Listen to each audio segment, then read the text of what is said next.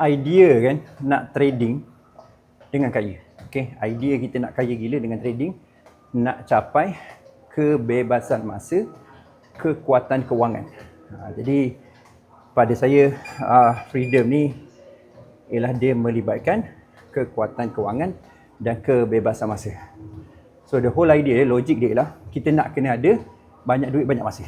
Sebab ada orang dia banyak duit tapi kurang masa, kita pun tak nak. Dan ada orang ialah dia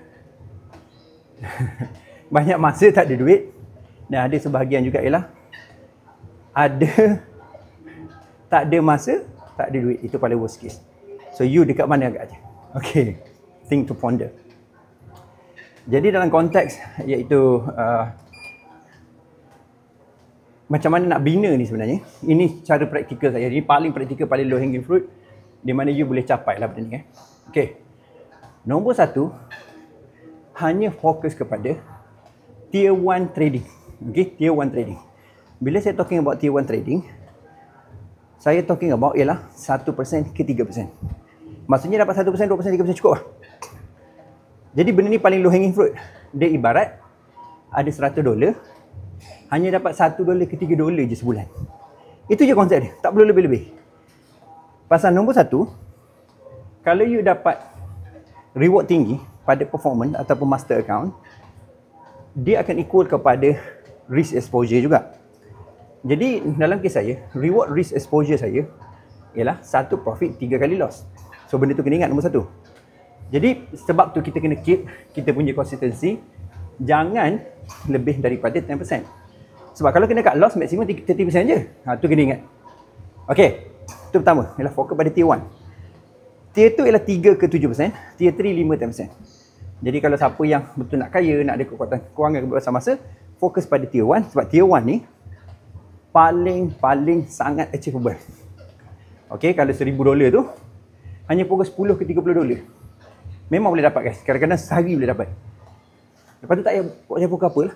Sebab tujuan kita nak less time trading, less effort trading, income kita berkali ganda. That the whole idea. Itu yang saya sedang kongsikan pada saya. Kongsikan sebenarnya macam mana nak capai freedom, kekuatan kewangan, kebebasan masa dengan kerja sikit, duit berkali ganda. Rather than kerja banyak, duit berkali ganda. Dan macam mana nak usaha pun sikit. Okay, itu konteks dia. Okay, yang seterusnya macam mana? Yang seterusnya capital. So game dia ialah capital. Dalam scaling, tak perlu scaling pelik-pelik pun, scaling capital. Okay, scaling capital maksudnya sebesar mana capital yang mungkin. Tu cerita dia. Contoh paling basic. Ada $10,000, trading boleh dapat 3%. Dah $300 dah ikut pada 1,000 dah. Dah tak payah dah. 1,000 extra, free macam tu. Dan in fact, kalau 3% sebulan pun, kali dengan 12 bulan, dah 36% setahun. Kalau 1% sekalipun, kali dengan 12 bulan, 12% setahun.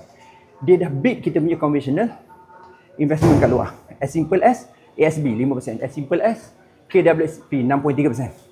Okay, jadi trading tak susah ni. Yang susah ialah akaun kecil nak grow besar, nak dapat kapasiti tinggi, nak cari setup full margin, nak flip account, duk main gila macam tu lah. So kurangkan gila. Okay, pasal main gila tu dia require more time, more effort, income tak boleh skill. Tapi kalau you fokus pada game ni, less time, less effort, income boleh skill. Alright, jumpa lagi. Dan hopefully you dapat result yang segera dan macam mana you be able untuk work on it. Alright, jumpa lagi dan salam hormat.